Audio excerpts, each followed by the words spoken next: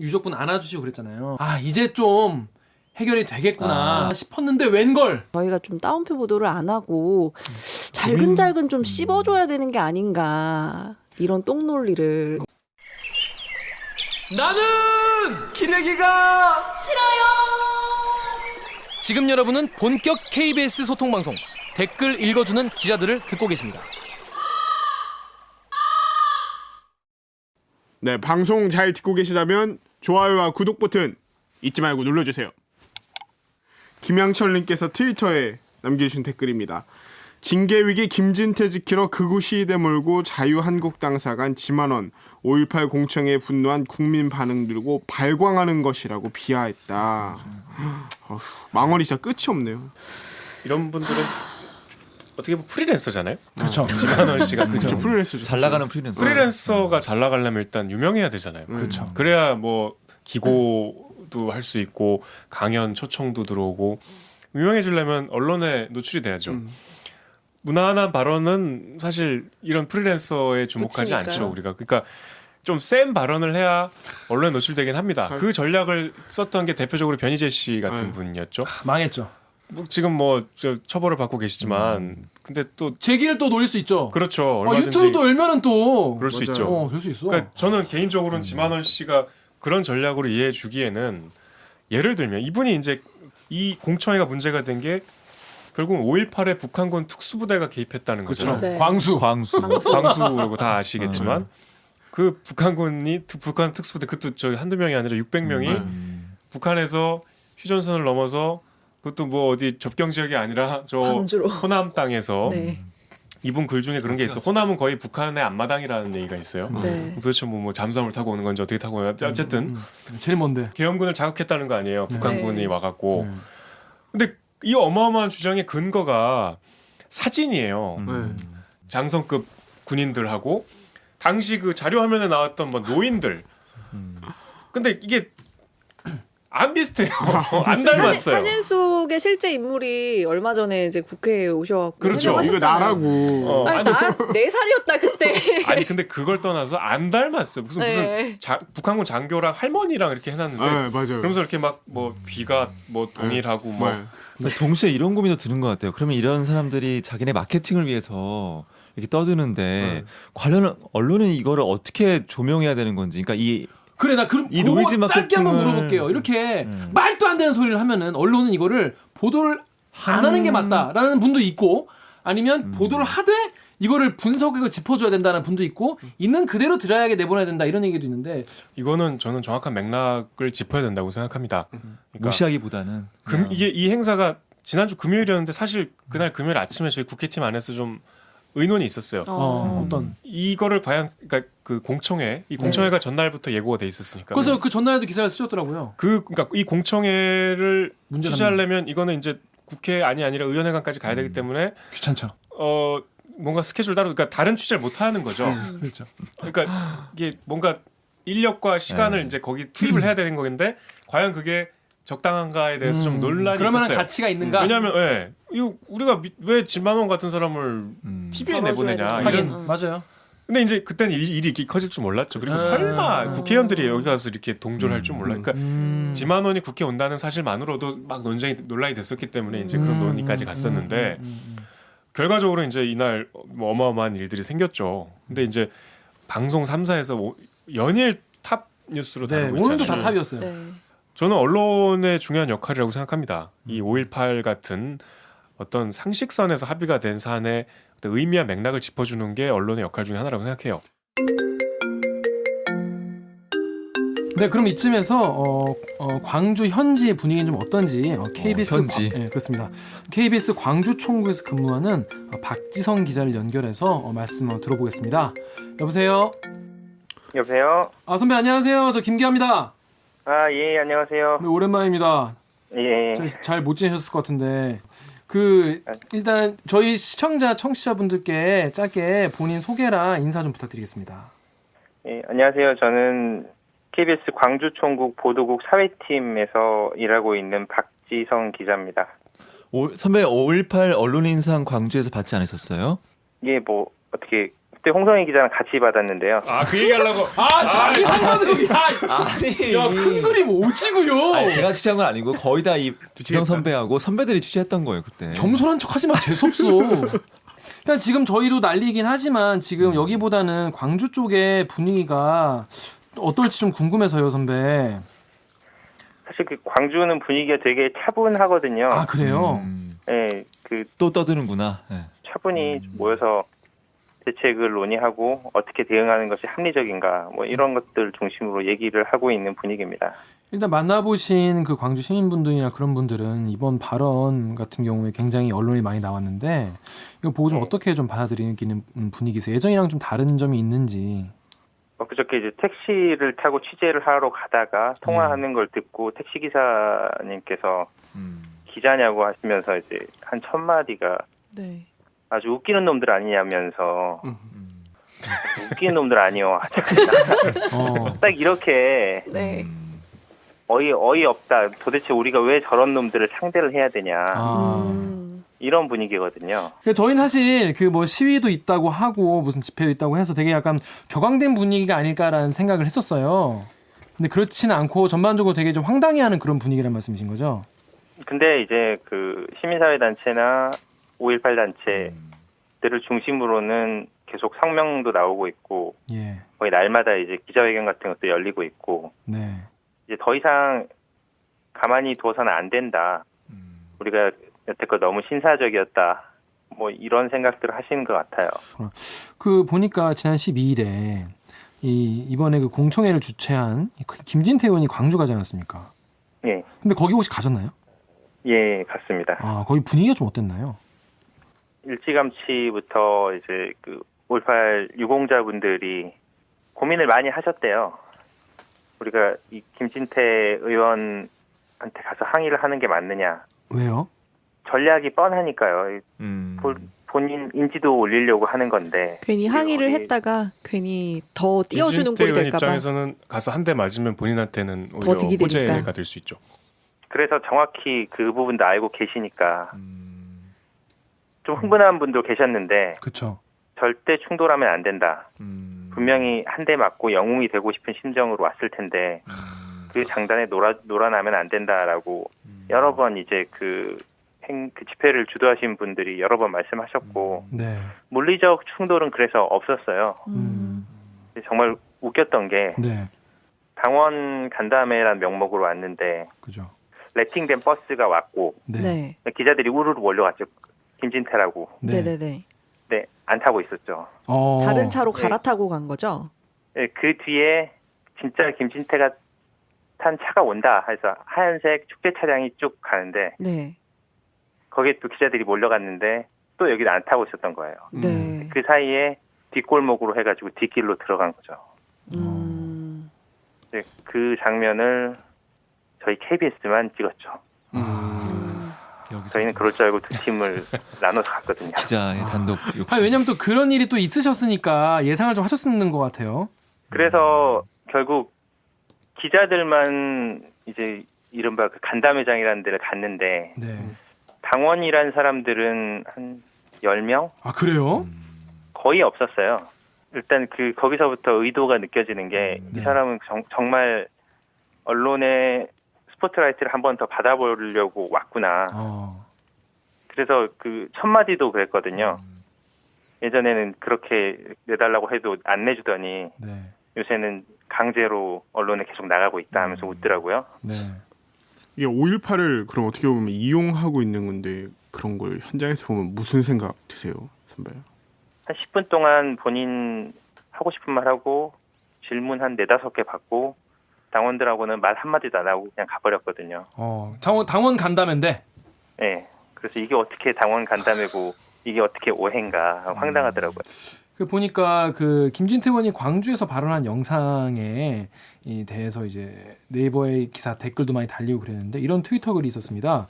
KBS 광주 총국에서 김진태 발언 영상을 올렸는데 댓글들이 대박이다. 댓글이 뭐라고 하냐면 광주 사람들 대부분이 명단 공개를 해야 한다고 생각을 하는데 남들한테 욕먹을까 봐 무서워서 그 말을 못하고 있답니다. 라는 말.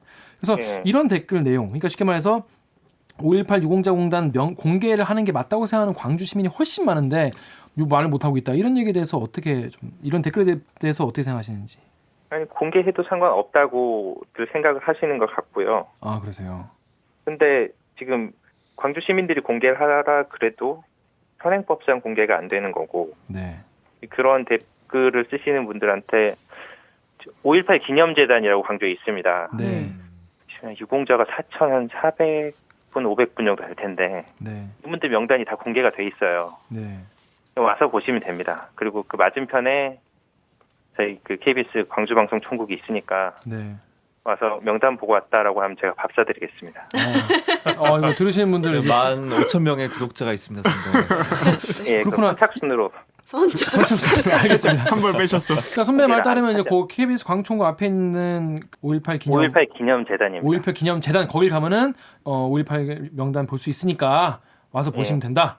그 말씀이시죠. 그리고 추가로 KBS 광총 오셔가지고 박성기에 찾으면은 밥을 사드린다고 합니다. 근데 그리고 마지막으로 하나 여쭤보고 싶은 게 예. 그 5.18 진상규명조사위원회가 이제 곧 이제 출범하잖아요. 예. 예, 이것도 새로 이제 뭐 유연을 좀 모으고 있는데 앞으로 어떤 쟁점, 주요 쟁점이 어떤 게 있는지 어떤 부분 좀 주목해서 봐야 되는지 좀 설명 좀 부탁드릴게요. 광주시가 공식적으로 집계한 사망자 수는 166명이지만 네. 네. 사망자 기록이 다 다르거든요. 네. 사망자 수부터 파악해야 되고 실종자는 그것보다 훨씬 더 많고 네. 그래서 실종자들은 안매장됐다는 이야기가 있기 때문에 음. 안매장서를 규명을 해야 되고 예. 누구나 다 알고 있지만 본인이 인정하지 않는 발포 명령을 누가 내렸느냐 시민들한테 그렇죠. 네네네네. 이건 당연히 규명을 해야 되는 거고요. 네. 저희 KBS에서도 한번 보도한 적이 있는데 이제 5.11 연구위원회라는 외국 조직이 있어요. 네. 이제 그 1988년에 청문회를 대비해서 국방부가 만든 조직인데 네. 이 조직에서 도대체 5.18을 어떻게 왜곡했느냐 저희가 이제 군 기록 같은 거 왜곡이 된 거 일부를 찾았는데 네. 네. 이게 왜곡의 출발점이라고 보고 있거든요. 어디가 주도한 겁니까 그런 거는? 그때 당시 국방부하고 보안사가 주도를 했고요. 알겠습니다. 앞으로 저희가 또 이 관련해서 이제 또 조사위원 또 정해지고 하면 또 앞으로 잘 지켜보겠습니다. 선배 그럼 늦은 시간까지 고맙습니다. 고맙습니다, 선배. 예, 고맙습니다. 감사합니다. 네. 네, KBS 광주총국의 박지성 기자 연결해서 네. 광주 분위기 어떤지 들어봤는데 정말 분위기가 또 지랄이구나. 또 저러는구나. 이런 분위기라는 거죠. 경기도 도졌구나. 그리고 지성 선배 얘기를 들으니까 더 망언이 정말 망언이라는 게 느껴지는 게 아직도 이렇게 확인해야 될 게 많고 또 아직도 아물지 않은 상처란 게 한 번 더 느껴지는데 여기에다 진짜 말도 안 되는 소금 뿌리는 격인 거잖아요. 그게 더 저는 확 느껴지더라고요. 그 당원 간담회를 정말 빙자해서 근데 그거 약간 신기했어. 그 너무 리얼하게 들으니까 10명밖에 당원이 안 오고 당원이랑 대화조차 안 하고 이거 들으니까 저는 이 사람의 그 기본적인 윤리 감정 있잖아요. 최소한의 그 염치. 근데 와서 그냥 기자들하고만 얘기하고 갔다니까 참 자기의 무대로 삼은 거죠. 거기를. 잘 이용한 것 같다 그런 생각이 듭니다. 자 우리 다음 댓글 자 우리 그러면 강경수 기자가 네. DC SLR 갤러리에서 까칠한 정서방님께서 5.18 유공자를 색출해야 된다니 유공자인데 색출이라는 단어를 쓰나? 빨갱이 색출하니? 네, 이게 김순례 의원이 무슨 말을 했냐면 여러분의 고귀한 한 표를 정당하게 행사해서 민주 애국지사를 밝혀내고 5.18 유공자 헛되게 돼 있는 그들의 잔치를 벌이는 유공자를 다시 한번 색출해내야 되지 않겠습니까? 앞장서겠습니다. 이렇게 얘기를 했어요. 다음 댓글. 예, 오유의 오버워치님께서 5.18 유공자가 이상한 괴물 집단 헛웃음만. 네, 김순례 의원이 이런 식으로 말을 했었어요. 참 그 사과를 하긴 했어요. 네. 그러니까 나가는 길에 붙잡혀서 했잖아요. 사실 뭐 사과를 안 할 수 없는 그쵸. 상황이긴 했죠. 정치인 입장에서. 근데 뭐 영상 보셨겠지만 추가적으로 입장문 말고 더 하실 말씀 혹시 있으세요? 아니 뭐 저는 사과드리고요. 제가 어쨌든 사과드리고 정말 그 만약에 저희가 이제 사적으로 다툰 뒤에 사과를 했어도 아마 그런 사과를 받았으면 화가 났을 것 같아요. 그냥 걸어가면서 이제 사과를 맞아요. 한다고요 라는 멘트였어요. 그러니까 이게 또 비례대표예요. 이분이 약사 네. 출신이고 비례대표라는 거는 이 정당에서 이제 전문가 집단, 그러니까 네. 정치권 우리가 이제 보통 지역구에는 이제 정치인들이 직업 정치인들이 많이 출마하고 또 인지도 있는 분들이 주로 공천을 받으니까 네. 좀 당의 다양성과 전문성을 위해서 다양한 집단의 직업군을 가진 여자들을, 분들을 네. 영입하는 게 비례대표거든요. 네. 이런 분들이 다시 정치하면 안 된다고 생각합니다. 당장 정치를 그만두셔야 될 뿐인데 어떤 조치가 있을지 참. 의원들이 이걸 진짜 광주에 대해서 정말 공부가 스터디 안 돼 있나요? 이건 사실 현대자치가 한 것만 봐도 이거는 알 수 있고. 사실 그렇습니다. 역사의 다양성이라는 말을 한다는 것 자체가 광주가 물론 5.18이라는 거 알고 있겠죠. 1980년에 광주에서 이런 일이 있었다. 뭔가 계엄군과 전쟁이 뭐 희생자도 있었고 뭐 도청에서 최후의 뭐 전투가 있었고 이 정도는 알겠죠. 그렇지만 이게 어떤 의미를 갖고 이게 희생 규모가 어땠고 당시에 왜 이런 일이 일어났고 이게 전체적인 맥락에서 왜 우리가 이거를 특별하게 생각하는지를 안다면 그런 말을 저는 못한다고 생각해요. 저는 몰라서라기보다는 제 주변에도 사실 이렇게 강한 신념을 갖고 있는 분들이 계시기 때문에 드는 생각인데 모르기보다는 사실은 이런 분들이 그냥 반공주의라고 하는 그 학창 시절 때부터 네. 이분들이 고등학교, 중학교 사회인으로 커가는 그 전 과정에서 이 학습되고 신념 체계로 구축된 세계관이 있잖아요. 그게 이분들의 반공주의고 이 반공주의 틀 안에서는 당연히 5.18을 민주화운동으로 규정할 수가 없는 거죠. 그러니까 몰라서가 아니라 규정할 수가 없는 것 같아요. 자기 신념 체계에 대한 그 배반이기 때문에 보고 싶은 거 믿고 싶은 것만 계속 보려고 하는. 사실 이분들이 제 경험상으로는 그 5.18 묘역에 가서 그 묘역에는 묘비를 한 몇 개만 봐도 맞아요. 조금은 그래도 바뀌지 않을까 생각 드는데 안 바뀌어. 진짜 그 묘비 몇 개 보면 그게 정말 충격적이긴 네. 하거든요. 그런 거 보고 정말 마음이 정말 움직이는 사람들은 원래 움직이고 그런 사람들은 봐도 안 움직인다니까. 이거 다 북한군이 한 거라 생각한다니까. 김순례 의원은 그렇게 얘기하면 안 되죠. 그렇죠. 그러니까 지금은 징계 유예인데 근데 나중에 징계가 정말 잘 되려나 이게 한국당에 제명돼도 국회의원이에요. 그렇죠. 근데 이제 국회 차원에서의 징계가 이제 곧 절차가 시작이 될 텐데 제소를 한 당사자들조차도 누구도 이게 가능할 거라고 생각하지 않아요. 그거는 국회의 구조를 알고 있는 사람이라면 뭐 다 수긍할 수밖에 없습니다. 본인이 공개적으로 밝혔으니까 예를 들면 뭐 박홍근 의원이라든지 정성호 의원이라든지 이런 분들은 민주당이 지금부터 아무것도 하지 말고 이분들의 제명을 오로지 그것만 추진하자. 국회법을 개정해서 3분의 2가 아니라 과반 완화해서라도 반드시 제명시키자. 지금부터 민주당이 그거 말고는 아무 일도 하지 말자. 이런 얘기까지 해요. 그러니까 뭐 국회법 개정도 이거는 사실상 불가능한 얘기지만 그 정도로 이거는 중차대하게 문제의식을 갖고 있다고 우리가 봐야 될 것 같습니다. 그러면 그럼에도 불구하고 안 될 가능성이 제일 높은 거고. 예. 근데 사실 이런 경우 이렇게 국회의원 한 번만 하고 나면 평생 연금 나와서 살잖아요. 정말 다 국민 세금인데 정말 돈이 아깝습니다. 네. 자, 그러면 우리 다음 댓글 우리 그러면 네, PRIN님이 유공자들 때문에 세금이 어마어마하게 쓰이고 있다. 국민들은 세금이 바르게 쓰이고 있는지 알 권리가 있다. 그러니까 유공자 혜택이 너무 많다는 주장이네. 네, 그 다음 파리쿡의 그러게요님이 5.18 유공자들은 연금도 없고 군대 면제 혜택도 없는데 연금 엄청나다. 손자까지 군대 안 간다. 뭐 이러면서 선동질하고 다니잖아요. 그나마 5.18 유공자들이 체감할 수 있는 혜택이라면 취업 가산점인데 이것도 채용 시험마다 쿼터제가 있고 그것도 다른 유공자들과의 경쟁이기 때문에 그들이 선동하듯이 공무원 시험을 장악한다는 것은 애초에 불가능한 무슨 일이에요. 말인가요 이게? 그게 뭐냐면 그 유공자로서 혜택이 엄청 많이 받는다 이런 거 중에서 손자까지 군대 안 간다 이런 가짜 뉴스. 5.18 유공자는 아직까지 국가유공자에 포함이 안 돼요. 별도로 우리가 이제 5.18 유공자로 따로 분류를 하기 때문에 이거는 정말 거짓말이죠. 이건. 근데 지금까지 이제 5.18 관련해서 지만원 씨도 굉장히 모욕적인 말을 많이 했지만 이제 5.18 유공자 대부분 그러니까 불특정 다수를 했기 때문에 처벌 안 받은 경우가 많잖아요. 그렇죠. 명예훼손 특정 누구를 해야 되는데 그렇게 안 해서 처벌 못 받았는데 이번 경우 같은 경우는 어떻게 얘기가 되고 있는지. 과거에 지만원 씨가 정말 유죄 판결을 받고 실형을 산 적이 있어요. 물론 이제 금방 풀려났지만 그 당시는 이제 5.18 유공자들을 공개적으로 모욕하는 글을 홈페이지에 올려서 이제 그게 고소 고발로 이어지고 실제 처벌이 됐었습니다. 네. 이제 말씀하신 그 무죄가 또 났던 사례가 있었는데 그거는 피해자 특정이 안 된다는 게 이유였어요. 네.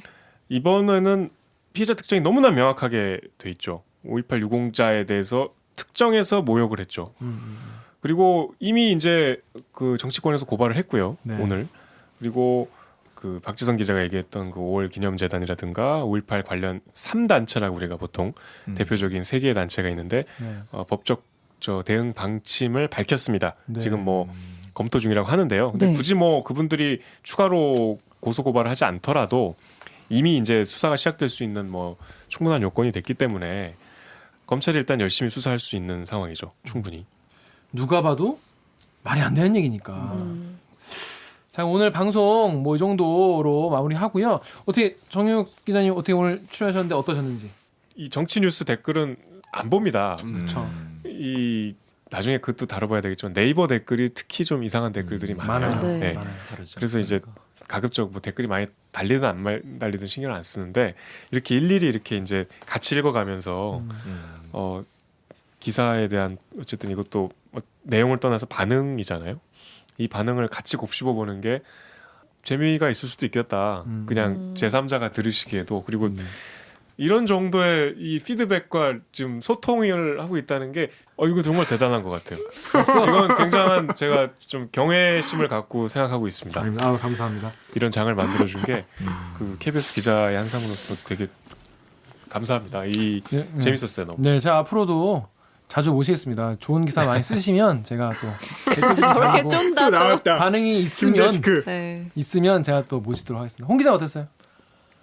꼭 방송 보시는 분들도 시간이 되신다면 뭐 이렇게 5.18 공부할 필요는 전 없다고 생각해요. 공부한다는 의미보다는 그냥 5.18 묘역에 광주 한번 내려가셔서 묘역을 한번 둘러보시면 그 자체가 가장 생생한 공부고 가장 또 이거는 머리로 이야기보다는 마음으로 느끼는 거니까 한 번쯤 묘역을 가보시는 거를 추천을 드리겠습니다. 네, 옥 기자는?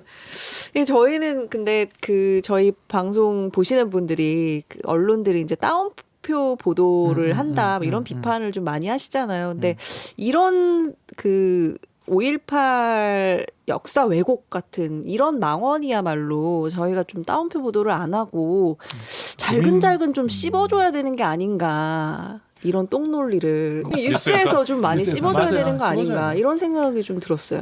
조져줘야 됩니다. 네. 진짜. 강 기자.